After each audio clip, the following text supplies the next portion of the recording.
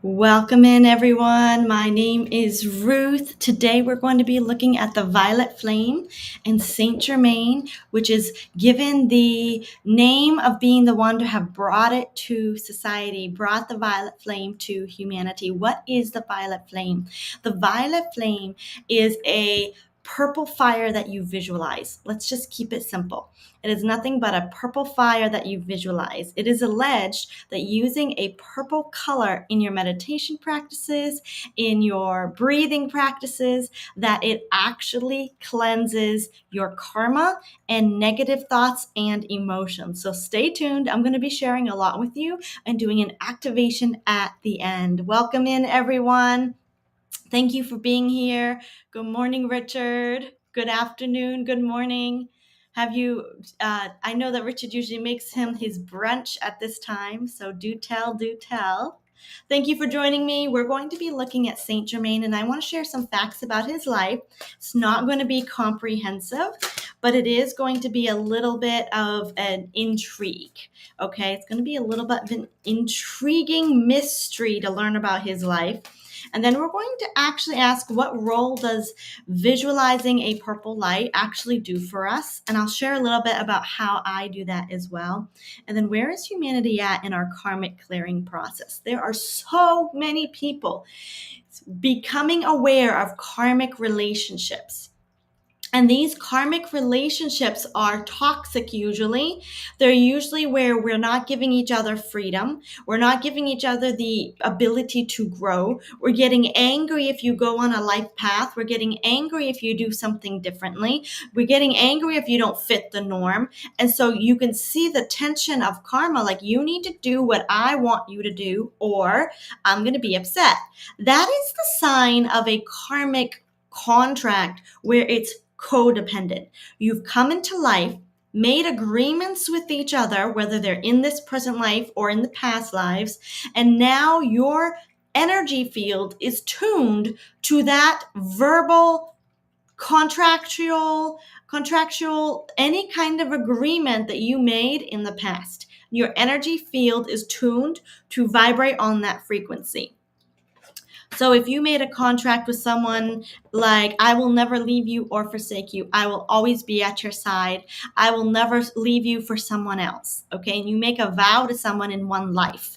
In the next life, you might incarnate as their brother and sister. You might not be a spouse, you might be a friend.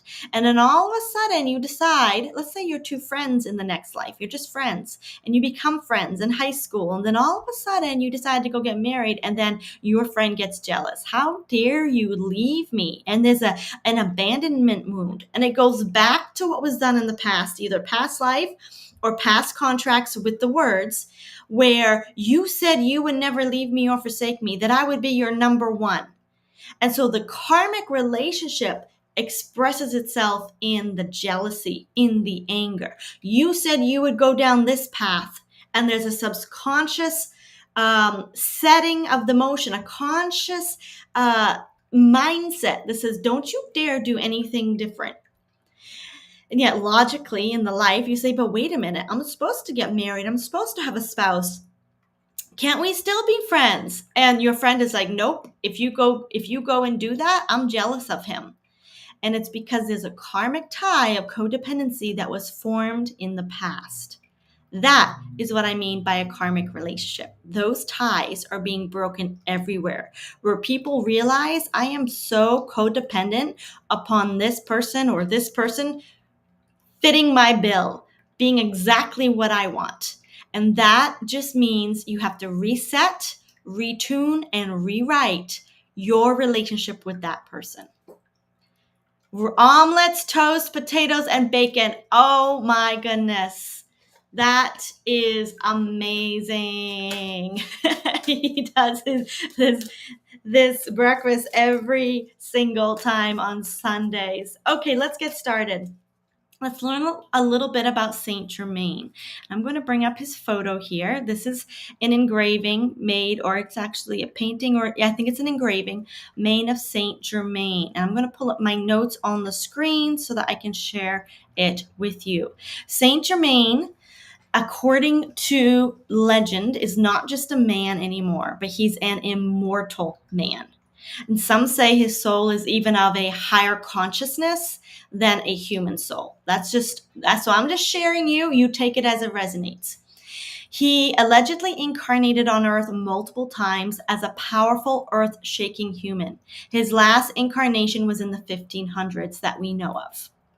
His mission appeared to help the world ascend into morality and immortality. So his mission was to help people become immortal, which is also called ascension in the spiritual community. His focus was also an individual national sovereignty. He was known as the prophet Samuel. The prophet Samuel in the Old Testament led the nation of Israel into their first sovereign nation state. He's the one that anointed the first king over Israel under the God Jehovah. I consider Jehovah an ascended being, which was guarding and guiding Israel. So you have Jehovah as the ascended being, and then you have Jehovah's prophets, and one of them was Samuel. He was a little bit more human, but he did have supernatural abilities at this time. He was considered a prophet, a messenger, and he could do miracles. He anointed King Saul and King David to be the first two kings of Israel. And then he was a living prophet to them, where he gave them divine guidance from the ascended being Jehovah. So he helped them both in their physical earthly kingdoms. Some people say Saint Germain incarnated as Merlin, although Merlin is known as being a title of many different masculine magicians way long ago, right? But the Merlin considered alongside King Arthur is considered to be Saint Germain, and he was said to try to bring in the Golden Age to the British Isles. It is also said that he was trying to establish the true royal family in the British Isles. King Arthur, his sister, and is it Genevieve? And then there was another sister, as half-sister, his two half-sisters. I think Genevieve might have been the wicked one. But there was another one that was his half-sister. And there was the true bloodline is considered, King Arthur's true bloodline is considered, according to mystics, the true royal family, which was hijacked by this now royal family. But not this one. I'm not making accusations, but the British royal family today, it had its roots in the Roman Catholic Church and the Pope. The true royal family of the British Isles was supposed to be King Arthur. So that's a side note. However, the Merlin that worked with King Arthur is allegedly the soul of Saint Germain. His most known incarnated lifetime was Comet de Saint Germain in the 1700s. So I apologize, I said 1500s, 1700s. He served the kings of France and Europe, bringing prophecy and counsel, but in a very mysterious, flamboyant, exaggerated, elegant way. He was very mysterious. People say he ate a certain food. I'll get into that. And he could just kind of come and go as he pleased. He never ate at parties. He was very different. Okay. But he was a prophet to the kings of France and Europe, and he prophesied the French Revolution. He went to Queen Marie Antoinette, and told her, if you don't do something, you will be in a bloodbath in 15 years. And they did not listen. So notice the prophetic tendencies of his soul missions, right? Prophet Samuel, Merlin, who was assisting King Arthur, and then Saint Germain, who prophesied to the kings. It is said that he crafted, along with the other ascended humans of his day, the New Republic constitutional blueprints, which became the foundational documents of the Americas. It is said that because people did not listen to Saint Germain and the French Revolution occurred, that he actually faked his death and then worked with his immortal body and the other ascended masters to bring in blueprints for our American Constitution. His friends during his count lifetime, reported his strange activity. He never slept.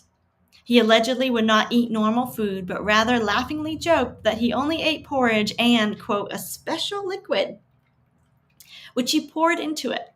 No one saw or knew where the liquid came from, but it was the talk of the courts. So the question is, was this liquid his key to immortality? This mysterious man prophesied to Marie Antoinette of the coming French Revolution 15 years in advance. She did not listen. He reportedly left the courts of Europe because they would not listen to his divine intuition and guidance to the kings. So he allegedly died once or twice. There's actually 2 reports of him dying. He does have a death burial place in Europe, one in Germany and allegedly another place in Europe. It is alleged that he faked his death, and actually he immortalized to his ascended state to assist in world evolution and ascension. He is the alleged Uncle Sam of the Americas. Prophet Samuel, Uncle Sam. And he's helping in an ascended state to give ideas to key political figures who will listen to him. It is alleged that George Washington had visions of him during the American Revolution. So the question is, was this assistance key to American freedom known today? Many mystics have looked at his soul mission for humanity and have actually gone up higher into his life to try to see what is he doing on an immortal scale? What is he doing on the other side of the veil, you could say? And mystics have witnessed his address coming to a karmic board of ascended beings. So this would be the board of like Archangel Michael figures, okay? The people, the angelic realm, the gods and the deity realms, those who walked on earth but are now ascended into immortality, and they're still overviewing earth. And this karmic board includes the goddesses and other higher beings of light who have dedicated to Earth's ascension, okay? So this is the mystics looking at Earth's ascension and the guardian angels, or the guardian galactics of Earth. And it was to this board that he presented the concept of the violet flame. So I apologize if my laptop is moving here. All right, the violet flame is simply a visualization of purple fire, and you can do it very simply. I will share with you at the end some activations. However, Saint Germain came to the karmic board and said, humanity's karma is tremendous. People have soul ties everywhere. People are locked into mindsets, patterns, emotions, stuck emotions. They're locked into the way they've always done things as nations, as countries, as policies, laws, rules, kings, queens, knights. Think the Dark Ages. They were locked into patterns and could not escape. And what would happen is there were so many vows on earth. The priests would make vows. I will never get married. I vow to poverty, right? And then they would make vows to each other. I promise to be with you forever and ever and ever and never leave you. So then they would go to incarnate again, and they're still stuck in these vows of poverty or the vows of karmic ties. And you're like, why do I not even like you, but I'm married to you? And it's because there was a karmic tie. Why did I even marry you? I didn't even like you. It's because there was a karmic tie, soul ties. So Saint Germain brings in the concept of violet or purple visualization, which is a frequency, okay? It is nothing but a frequency that we with our 3D eyes see as purple, the color purple. It transmutes, it's similar to ultraviolet light or blue light. It's similar also to the frequency that is a high vibration, okay? And it transmutes or translates into our vision as the color purple, which is one reason why we rarely see the color purple naturally in the world. It's in flowers. It's in the rainbow. If you think of any other areas where we actually see an organic color purple, it's very rare, okay? The color purple is known as being a high frequency that can burn a karmic tie or burn a previous oath, right? This previous high. It burns programs, it burns mindsets, and it burns emotional codependency. So Saint Germain wanted to bring in the violet flame as a technique. And what he wanted to do is he petitioned the karmic board to say, look, karma is everywhere on earth. Everyone's trapped in their own soul ties and in their own past traumas and their own emotions. We've got to ascend more quickly. Okay. So he says, let's bring in the frequency of the violet flame, which is, let's bring in the frequency of the purple color. And what's that going to do is, as they visualize it, breathe with it, think about it, or just call upon it, it's going to bring that frequency by intention, thought, and the power of who we are as humanity. It's going to bring in that frequency into our energy field.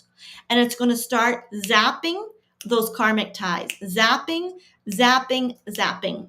I have 2 clients that I'm working with right now that are particularly seeing violet flame miracles in their life.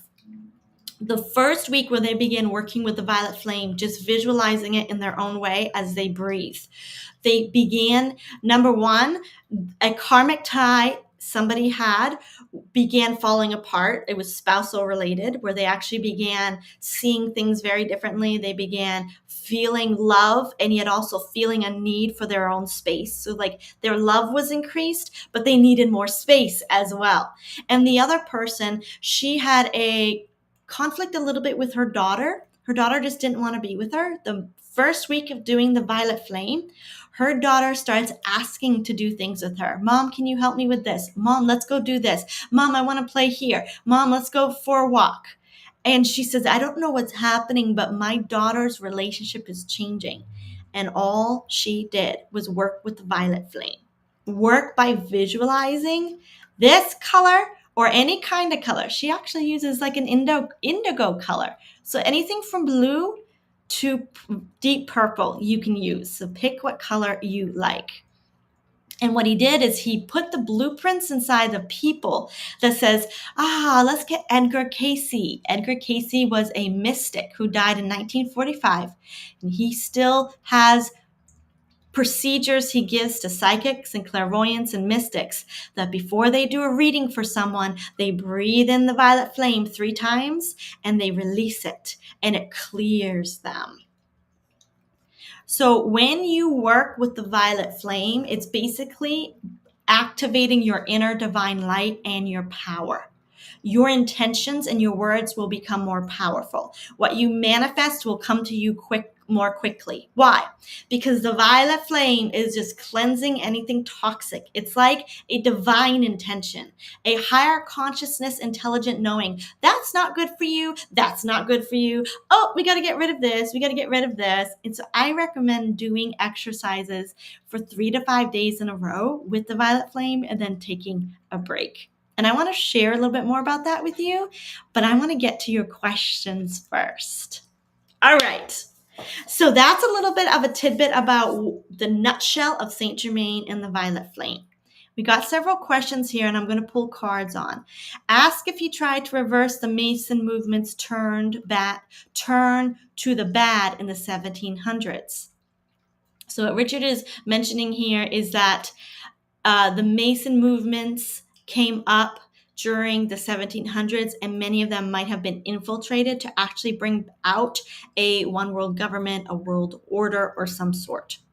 The other question, ask if he was a true alchemist that did successfully find the elixir of immortal life, faked his death when others sought him out to kill him, and ask if he is connected to some wealth that is hidden for future humanity.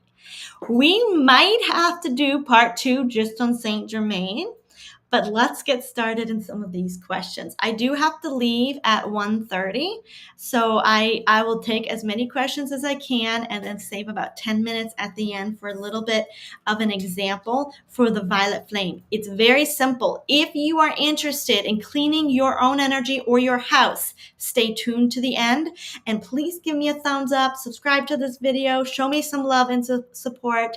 I appreciate you all. All right. Let's ask Spirit some questions about the violet flame. And the first one I have, I'm going to start with because it goes with one of your questions. Did he successfully find the elixir of immortal life? Did he actually cleanse or alchemize his physical body to become etheric, right? And what is alleged about Saint Germain is that he is now living in the astral realm, but can still appear in physical form to some people or in visions, right? So let's ask Spirit, did he indeed find an elixir or find a potion, or did he just ascend naturally? Was there a substance that caused him to change his physical reality? Thank you. We're looking for a concrete substance, right?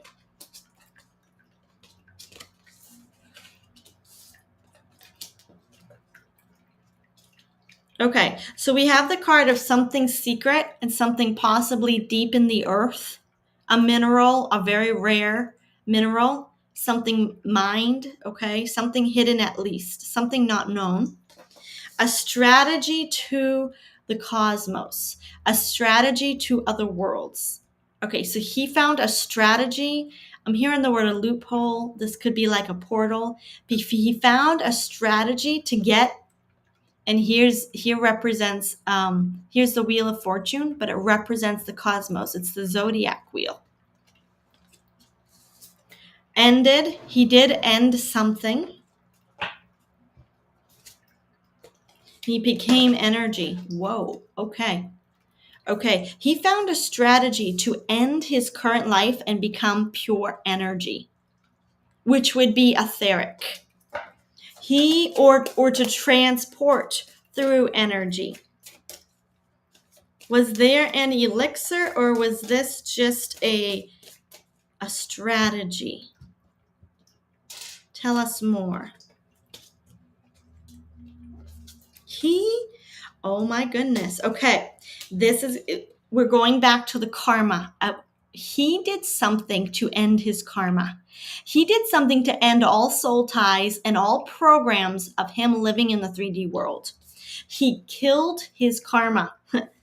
And he learned how to protect his energy in such a way that gave him a strategy to teleport or become etheric. So something about ending his karma in all ties. And this could be a mineral that just awakened his DNA so that there was no more programming, because that's what keeps us in the 3D, the programming. That's what keeps our DNA physical, is the actual matrix of this 3D world. We cannot just poof, go to heaven unless we go with our consciousness right now. He found a strategy to make the energy of his body go poof into another dimension.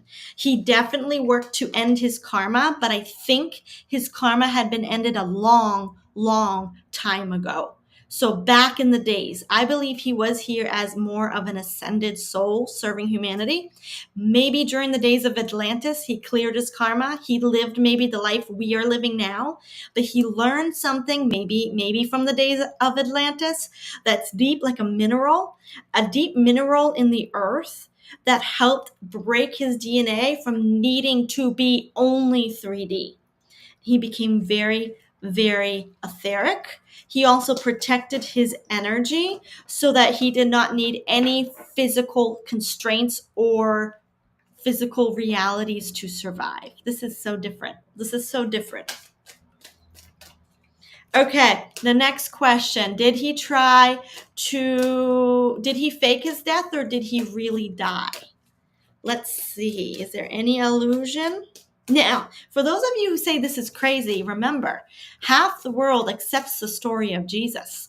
Jesus died and came back as an etheric body that could travel and teleport and go through dimensions. And in the story of the Bible, it says that he just went poof into the clouds. And nobody thinks that's weird. And nobody considers that maybe other people have done the same thing. Did he fake his death? Was it faked for him, or did he really pass?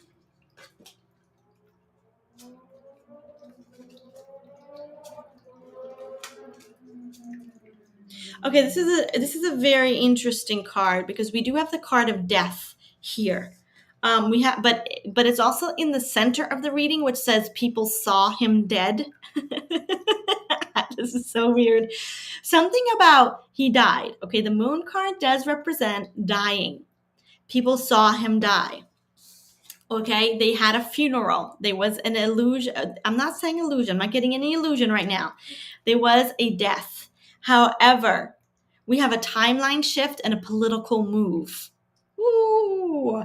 So, number one, there could be a timeline glitch where he actually did pass, but his soul just immediately took an incarnated role for humanity and he came back to alter timelines. He might also be a timeline traveler as a soul. He might be a time traveler, but he definitely allowed himself to die or to appear dead for a political move, a political strategy.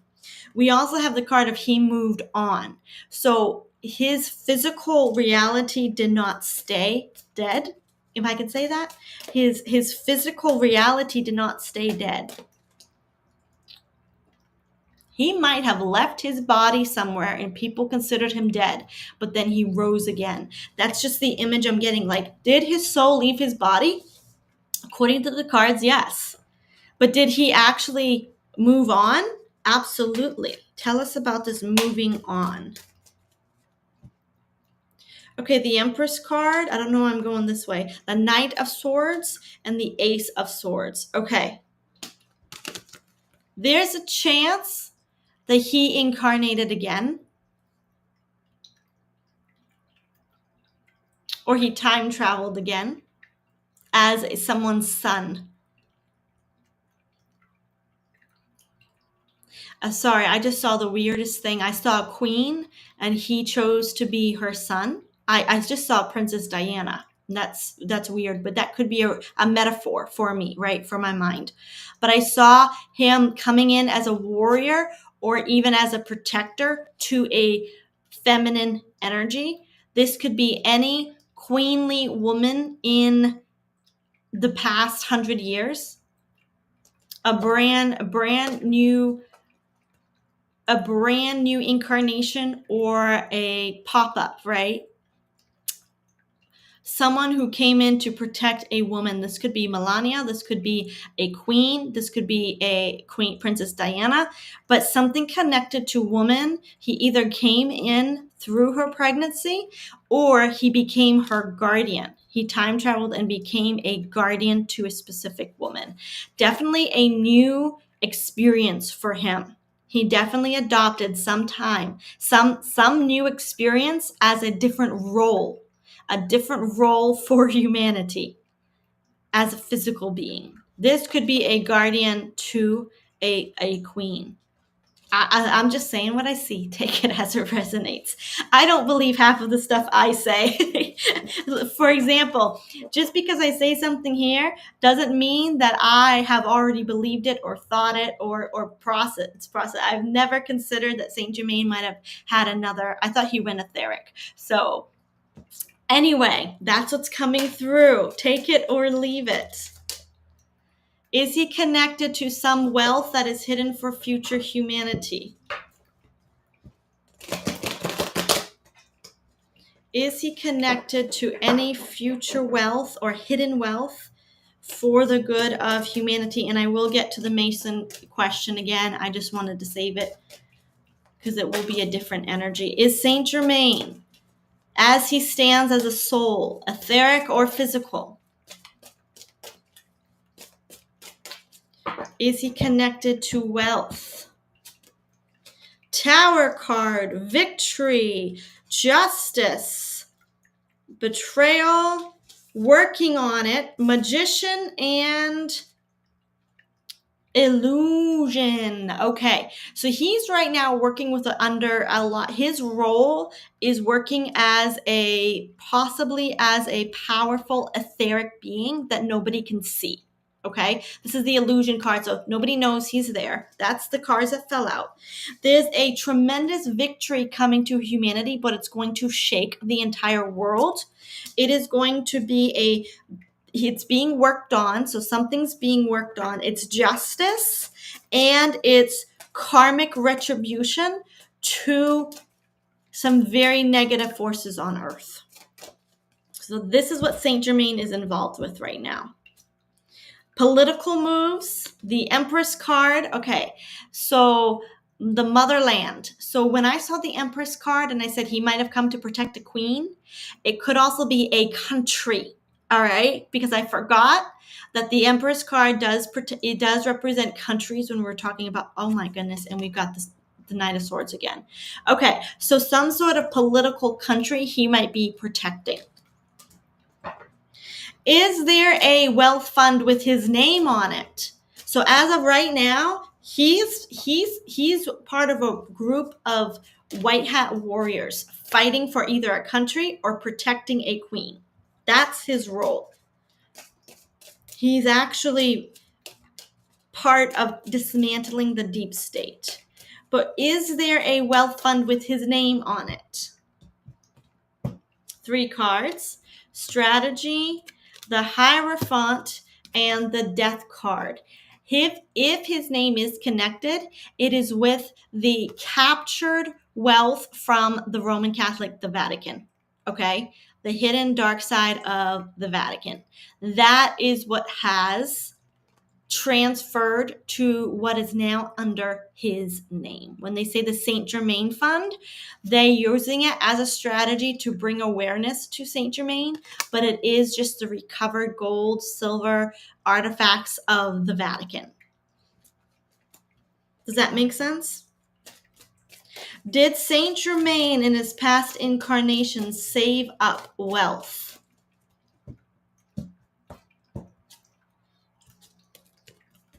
Okay, we're getting a yes, but he did it to hide from the dark elite. We're getting a yes, and he did it as a strategy to hide from the darkness. There's a lot more there. We can go through that maybe in the golden age. Next week, next Sunday, okay, we're going to be looking at the New Earth update, progress toward freedom. So maybe we can look at the vaults of wealth that might possibly be there. Okay, let's get back to, let's ask, did he try to reverse the dark Mason movements, the infiltrated Mason movements turned bad in the 1700s? I'm going to switch decks here. Did Saint Germain attempt to reverse the infiltrated or the dark Mason movements of the 1700s? Elevation, the World card, Judgment in the World, the Hanged Man, they did not like him. The Nation, Empress card, again is coming up in a totally different deck. He's working with a particular nation. Or nations, plural, 3 of Pentacles.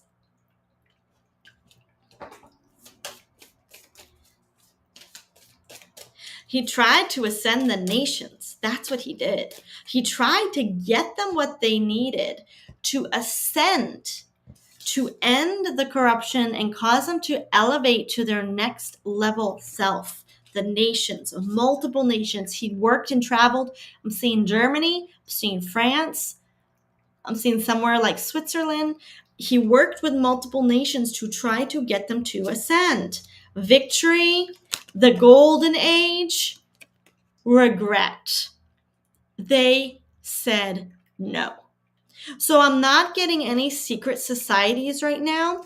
I think because he did not succeed, it's allowed the secret societies to arise. Because the kings did not choose the light. The kings did not choose the energy of the cosmos, which was divine inspiration, right? So imagine in divine inspiration coming down to political leaders, and they say no. What happens is, by right of human law and human free will, if you say no to a cosmic stream of light, It opens you up automatically to a lesser stream of energy. And that is what the Dark Mason movements arose upon. They arose upon the free will choice of political leaders in the past saying no to higher consciousness, no to divine blueprints, no to the new ways of doing things. And what happened is the famous statement, "Let them eat cake," Marie Antoinette, when they said, "But queen, your people have no bread." And she says, "Let them eat cake." Her consciousness didn't even realize, maybe she did, but her consciousness didn't even process, they don't have food. They don't have even food. She says, "Well, if you don't have bread, just eat cake." And so she didn't even process, they don't even have food. So that level of low grade consciousness. Now, whether she actually said, "Well, I don't care," then that goes on low level demonic, right? But I've heard a mystic say, when she pulled on that, she said, no, she really didn't understand her people did not have food. She thought maybe they'd run out of bread and had to eat potatoes or fruit. But if she did not even realize her people didn't have food, then that's a low-level consciousness of unawareness. If she knew they didn't have food and didn't care, that's low-level demonic. Either one of those options with the queen actually would open up a door to the Masonic demonic movements. And I'm not saying Masons are demonic. I'm saying that dark side of the Masonry. Okay. Humanity did not choose the light. All right, I have a few more moments. I want to ask about what role or effect. Let me ask first, did Saint Germain use the violet flame in any of his immortality practices, past, present, or future? What is the role? Yeah, did Saint Germain use the violet flame? Is that true? Did he use any visualization, frequency, or violet color? Or was it purely a mineral in the earth? Was it purely food? Was it just because he was that kind of being? Give us the truth of Saint Germain and the violet flame. We're getting a lot of cards falling out here. All right, let's look here. So the first cards that fall out was a strategy for a portal. Woo! So using the violet flame was a strategy to connect to higher consciousness or higher dimensions. We have the card of meditation and the card of soul family and soul tribe connection manifestation. Okay, so he used his meditations and his visualization to connect to his ascended people and as a cosmic portal to higher reality. So those are the cards that fell out. This is the card energy, 8 of Wands, 8 of Swords, energy to break free of trapped mindsets. He is a knight, a warrior. He used it to fight spiritual warfare. He left his body. He did a lot of astral traveling, just leaving his body behind with meditation and energy. He actually teleported over distance. He traveled to nations using teleportation. And then we have here the Fool card, a brand new experience. So the message I'm getting here as well is that it wasn't just a violet flame technique. He had a lot of other types of techniques, but he definitely used something in meditation similar to an energetic frequency. So I am getting he did use some sort of frequency to actually break out of the mental matrix, as well as to possibly teleport, travel, long distance travel. He actually astral traveled, and I'm even hearing the words materialized through portals. So he might have had access, like the violet flame frequency, to build a portal in his home, his cave, wherever he lived. And through that portal, he could transport or teleport his physical body. Something like that. We're getting a lot of portals. We got 2 portal cards. We've got meditation. We've got 2 cards of astral travel. We've got 3 cards of travel and 1 card of strategy and 1 card of energy. So take it as it resonates. He did something amazing.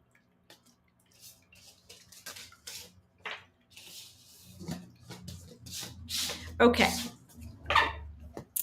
What happens when we use the violet flame according to the experience of the mystics of today? I want to share this with you because I really think that this is going to transform your life. When you use the violet flame, you simply have to visualize any kind of color. You can do a ball of light or a fire. Choose one that resonates with you each and every time.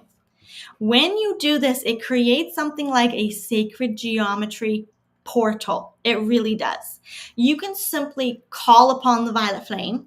I do that. I call upon the violet flame and the power of Christ to arise within me, cleanse me. You can say it as a prayer and intention. I am cleared with the violet flame. You're inviting that frequency into your life.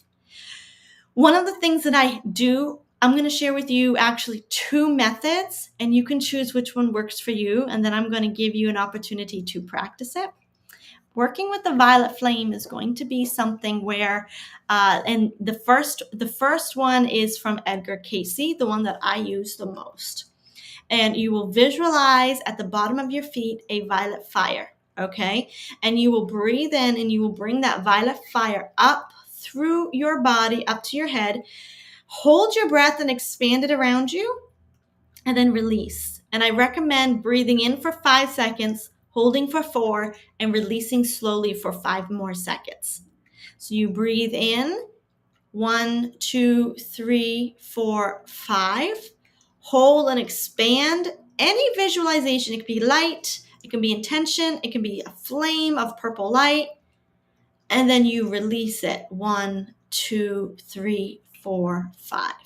You can release through your mouth and you can visualize gray smoke or static or something coming out of your mouth, or you could simply just breathe into light or just breathe out. People recommend breathing in for 3 times, right? Breathe in, do they breathe in exercise, hold and expand, and then release for 3 times in a row. And then visualize it at the top of your head. Breathe it down into your body. Let it fill your body down to your feet. Expand it around you and breathe out. What this violet flame activation does is anything related to you in your energy field, it immediately sends an intention. Okay, anything not for my best and highest good, clear it out. And let me bring up my face so you can see me. You bring it up through your body for 5 seconds, expand for 4, release for 5 seconds. You do that 3 times. Then you bring it down into your body, expand it around you for 4 seconds, and release for 5. So 5, 4, 5. This is giving your body a frequency that is different than the thoughts, the anger, the frustration, the matrix, the cruelty, the pain, the trauma, just the nasty words that of the society we live in. It is actually allowing our bodies to self-heal from that moment forward. And I recommend doing this 2 to 3 times a day. Some people do it every single day. I work with the violet flame. I try to work with it every single day. Now, the other way you can work with the violet flame is actually a lot of fun. You use sacred geometry and you use your hands as hand motions. And what you do is you just imagine a fire of light within you, the purple flame, and you just imagine like this purple fire, ball of purple light, and you just start pulling and playing with it. You just start like expanding it within you. You can say affirmations. You can breathe deeply. I am abundant. I am whole. I am healed. I am well. And just go all around you, right? Expand it until it's like 2 to 3 feet around you. Breathe in, hold, just have fun with it. You can imagine a sacred geometry symbol, a little bit like the one in this photo, to just expand it around you. And then when you get expanded like a bubble around you, you can move into it, you dance, Energy and motion is released through energy and motion. Move. You're allowing it to fill your pores, your cells, your back. It can even bring physical healing. And then when you actually get it around you, like a foot to 3 feet around you, you then push it out into your house. And you just let the violet fire or the ball of light just fill your house. Anything not for my best and highest good. And I feel a lot of like, you're going to want to clear your back as well. Like just clear your back, because you never know what people are saying about you behind your back. You never know what people are doing. You never know what's, in the etheric world behind your back. So it's just the intention of anything people said about me, thinking about me that's not for me. Fire, light, fire, purple fire, purple fire, purple fire. And I like the purple color because it is a frequency that it resets. It just realigns. The purple realigns you. Some people work with emerald green light. That's the light, the frequency of healing and balance. Some people work with diamond white light. I use that for manifestation.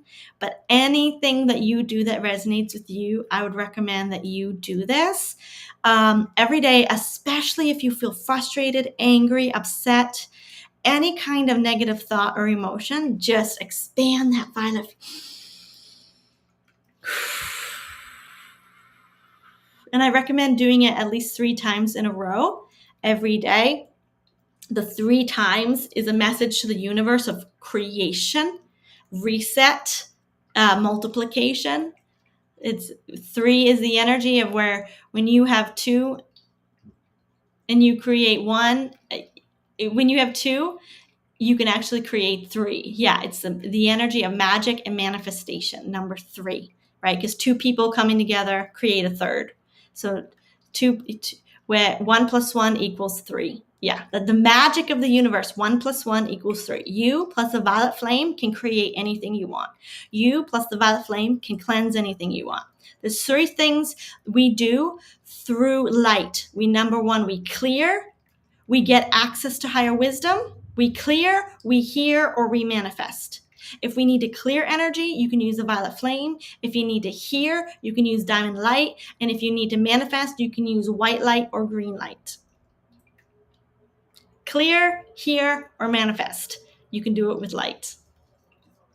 All right. So for those of you who want to stay on and get some light language activation into practice, I encourage you just to find a spot that feels right to you. And I'm going to start off with the energy of the violet flame, where we're going to breathe it in for 3 seconds, hold our breath, expand it, and release. And just try that for a few moments. See if you like that.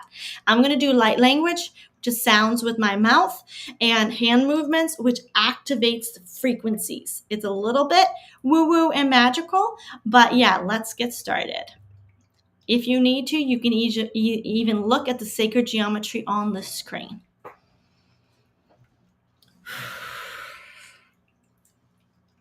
Begin by sitting quietly. We call upon the presence of the violet flame and the power of Christ's energy within us all, every person watching or listening to the replay. May their divine light activate for their best and highest good. I invite you to begin breathing in and visualize at the bottom of your feet a purple fire or ball of light. Breathe in until it fills your whole entire body. 2, 3, 4, 5. Hold your breath. Expand the light around you. 2, 3, 4. And release slowly for 1, 2, 3, 4, 5. Visualize the violet flame at the bottom of your feet. Breathe in.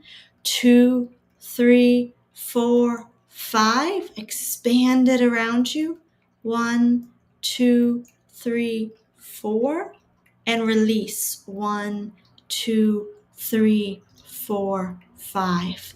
Do it again. Visualize at the bottom of your feet. Breathe in.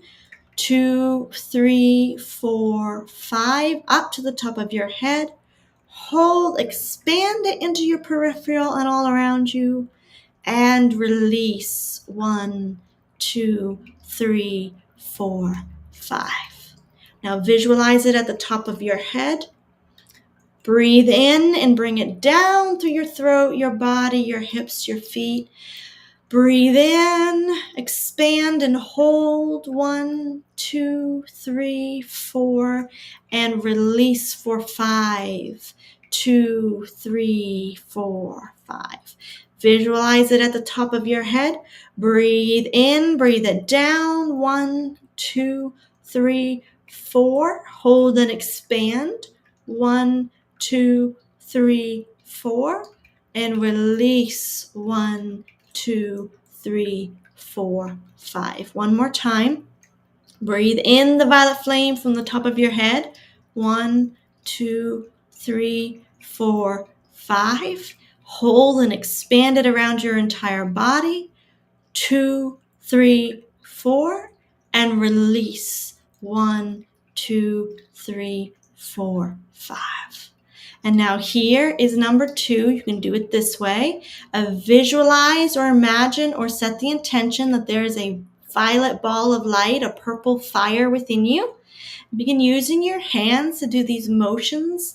I call upon the violet flame of light. Kiondoro rabababari kasharanda. Okokokokori kasharanda. To awaken within us, expand and cleanse and clear everything that is not for our best and highest good. It is so. Kiakokori kasharandari kasharanda. Kiakokokokokoranda. Orika shiki andari kianda robobo koranda. Akia kianda robobo kosharanda rakasharanda. Expand it around your body. Beautiful frequencies of purple light. You are whole, you are clear, you are cleaning all karma, negative patterns. Kia robobo korika oroko shikianda kianda rarababa raka sharanda rababa baranda. Now push it out into your home. We are clearing our homes with the violet frequency of divine light. Everything not for our best and highest good cannot stay in this light.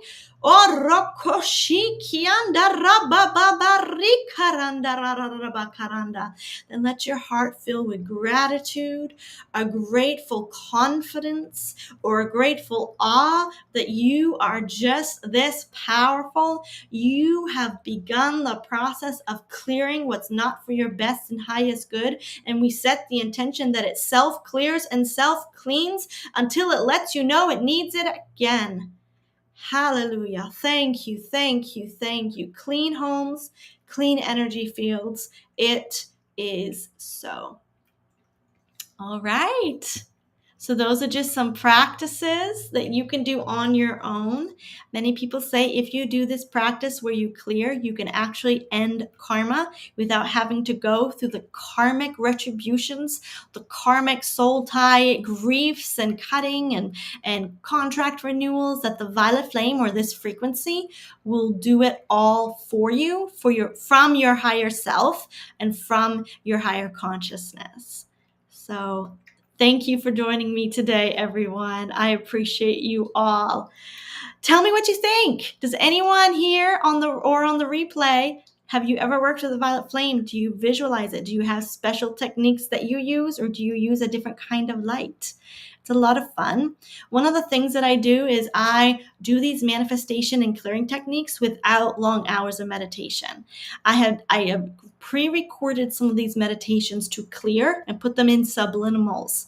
All right. And in my coaching and mentorship program, you listen to like a 10-minute guided meditation, or you can listen to the raw light language as well, but you listen to the guided meditation and it's on a subliminal, okay? And it's in the background. So as you do your meditation and you're doing your own thing, you're quantum leaping, or you're visualizing your true self 10 years from now, your best and highest future, right? Then you have this in the background that's clearing everything, not for your best and highest good, everything blocking you. It just self-clears on a recorded background noise. Instead of having the background of the matrix, have the background of the violet flame and light language. So if you're interested in a mentorship, I would love to show you several options that I have. You can work with me one-on-one every week, once a month, or you can actually access my program and do it on your own time and in your own way. So comment below or go to the description box and click my links below, and I'll give you a free one-on-one session and let you know what and how to proceed in that way to see if this is a good fit for you. If you are interested in my NORWEX products, oh my goodness, I'm about ready to release a recording or I'll bring it to the next live on Wednesday. I have just cleared the fog out of one of my headlights with just about 3 minutes of scrubbing. It wasn't even scrubbing. It was using the NORWEX rag and the paste. Let me share that with you. This product right here, the Power Cleaning Paste and the EnviroCloth. I was able, and I'm getting the pictures up here ready to go soon, but I was able to clear my headlight, one of my foggy headlights. I have a brand new headlight on one side and a foggy headlight on the other, and it's quite hilarious. And they said that this NORWEX paste would clear that. Not only has this NORWEX paste and the cloth cleared my stove and cleaned my icky, grimy stove, but it also helped to release the fogginess on my headlight. So if you're interested, go ahead and support me in that area. And if you would like just to send me a donation to support me or to go and to my Amazon wish list, you can buy me a gift there. It will ship directly to my house. Thank you for joining me today, everyone. I do have an email list if you want to stay up to date and get these actual links sent to your email every single time I go live. I only do it twice a week, Wednesdays and Sundays, but I would love to see you there and to connect with you there. That was great. Like the idea of pushing out into your home, your space. Yeah. Our home, our space, nothing else is allowed. So a daily meditation live. Yes, in my program and in my online course, you will have a daily meditation every single day. Sometimes it's a repeat of the same one, but it sets your entire vibration every day. And I recommend doing an intense meditation like this with light language, the violet flame, 3 days in a row and then taking a break. You can eventually, if you're good at meditation, you can do it 5 days in a row, but at least taking a break for 2 days, because your body, instead of doing long hours of meditation once a month, you do a short segment of like a 10-minute meditation and it clears it, and you can actually clear and quantum leap, and you do it and then you let your body rest. So something's coming into my throat. That is the premise. Doing a meditation short so that you actually have time to live your life. But I have to run. It is 1:30 and my throat is coughing.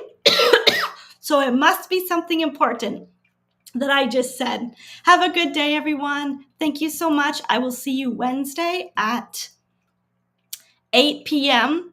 for my next live. Bye.